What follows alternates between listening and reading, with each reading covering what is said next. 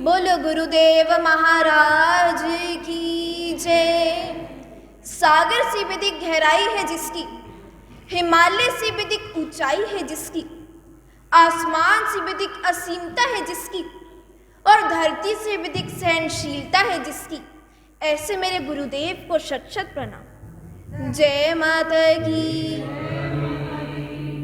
The Guru is the best guider, best supporter and the glorious way to enhance our life, to achieve success in our life। एक समय की बात है, एक भगत, एक सेवक अपने गुरुदेव के पास जाता है और उनसे जाकर कहता है कि गुरुदेव, इस जीवन में प्रसन्न रहने का क्या राज है कि हमारे जीवन में इतनी परेशानियां हैं, मुश्किल है, हम खुश कैसे रहें? इस जीवन में खुश रहने का क्या रहस्य है, आप मुझे बताइए।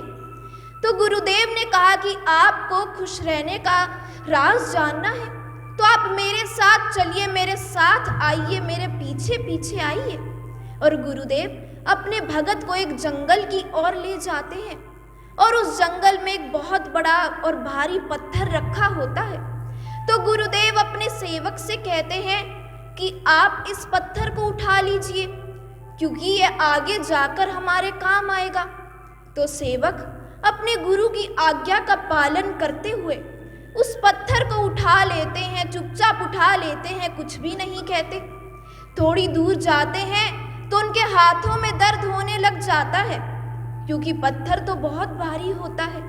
हाथों में उनके दर्द होने लग जाता है, उन्हें पीड़ा होती है और जब वह पीड़ा असहनीय हो जाती है, उनसे सहन नहीं होती, तो गुरुदेव से कहते हैं कि गुरुदेव, अब मैं ये पत्थर नहीं उठा सकता, ये तो बहुत भारी है, इससे तो मुझे बहुत दर्द हो रहा है, बहुत पीड़ा हो रही है।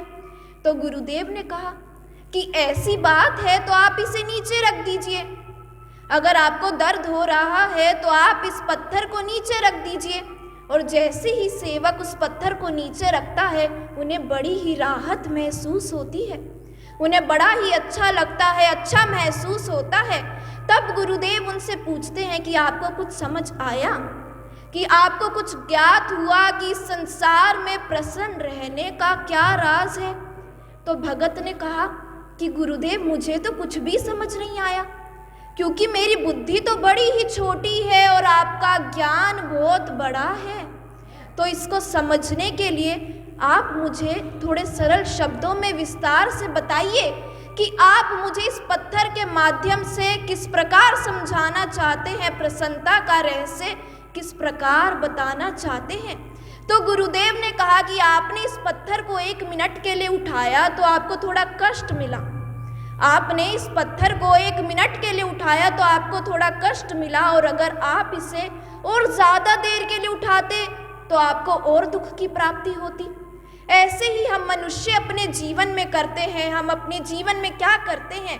अपने दुख के बोझ को हम लेकर घूमते रहते हैं, और जितना हम इस बोझ को उठाते हैं, ये दुख का बोझ हमें उतना ही निराश करता है। तो ये हम पर निर्भर करता है कि इस दुख के बोझ को हम कुछ क्षणों के लिए उठाते हैं, कुछ समय के लिए उठाते हैं, या जीवन भर के लिए उठाते हैं। तो इस जीवन में प्रसन्न रहने का, सुखी रहने का सबसे सरल रहस्य यही है कि आप अपने दुख रूपी पत्थर को अपने गुरुदेव के चरणों में समर्पित कर दीजिए।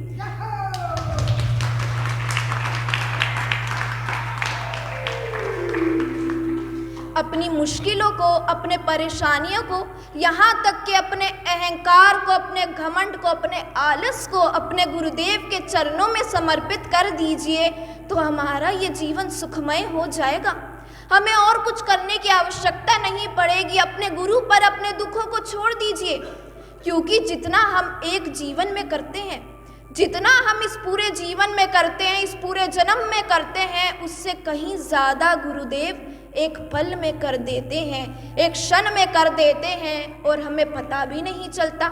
इसलिए केवल हमारा विश्वास अपने गुरुदेव पर अटूट होना चाहिए। हमारा विश्वास अपने गुरु पर अटूट होना चाहिए, तो हमारे दुखों का निवारण बड़ी ही सरलता से और आसानी से हो जाता है गुरु महाराज के चरणों में। जय माता की। गुरु महाराज की कृपा से जो ये दिवाली का त्योहार है, जो ये दीपावली का जो ये त्योहार है, ये हम सब का बड़ा ही मंगलमय हो, सुखमय हो, कुशलमय हो, ऐसा आशीर्वाद हमें लेना चाहिए, ऐसी कामना गुरुदेव महाराज से हमें करनी चाहिए। ये तो हम जानते हैं कि हम दिवाली किस कारणवश बनाते हैं, क्योंकि भगवान राम ने 14 वर्ष का वनवास पूरा करके वे अपनी नगरी में वापस लौटे, अपनी अयोध्या में वापस लौटे थे, और इसी खुशी के कारण नगर के वासियों ने दीपक जलाए थे। इसी खुशी में नगर के वासियों ने दीपक जलाए थे, उनका स्वागत किया था, आदर सत्कार, उनका सम्मान किया था। सम्मान ऐसे ही किसी को भी प्राप्त नहीं होता। सम्मान ऐसे ही किसी को भी प्राप्त नहीं होता कि ये राजा का बेटा है तो हमें उसे सम्मान देना है, कि ये राजा का बेटा है तो ही हमें उसे सम्मान देना है, या फिर इसका पिता बहुत अमीर है, बहुत ताकतवर है तो इसलिए हमें उसे सम्मान देना है।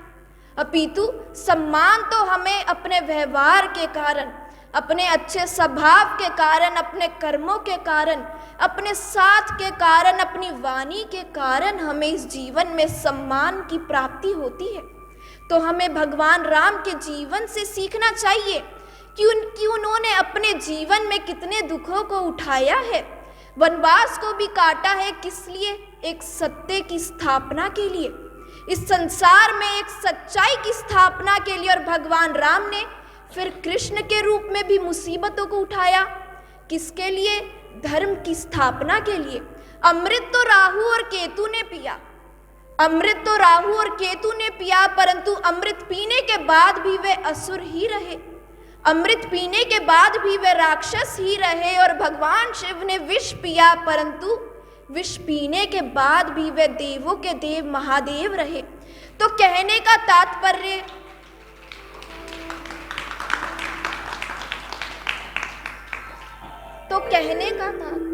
कहने का अर्थ केवल इतना है, समझाने का अर्थ केवल इतना है कि हमारे भगवान का जीवन स्वयं सरल नहीं रहा।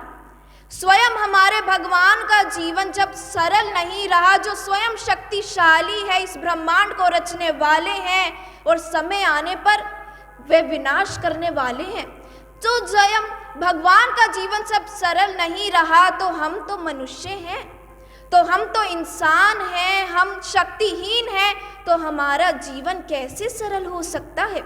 हमारा जीवन कैसे आसान हो सकता है, बिना मेहनत के हो सकता है? तो जो व्यक्ति अपने जीवन में मेहनत करके आगे बढ़ता है, हर किसी का उद्धार करता है, सत्य के मार्ग पर चलता है, उस व्यक्ति के हृदय में साक्षात गुरुदेव महाराज और भगवान दोनों ही निवास करते हैं, दोनों प्रसन्न रहते हैं। भले ही कलयुग क्यों ना हो, भले ही कलयुग क्यों ना हो, परंतु ऐसे व्यक्ति के घर में सदैव राम युग का और सतयुग का निवास होता है, जो व्यक्ति अपने गुरु की राह पर, अपने भगवान की राह पर और कर्मों की राह पर चलता है। बोलो गुरुदेव महाराज की जय।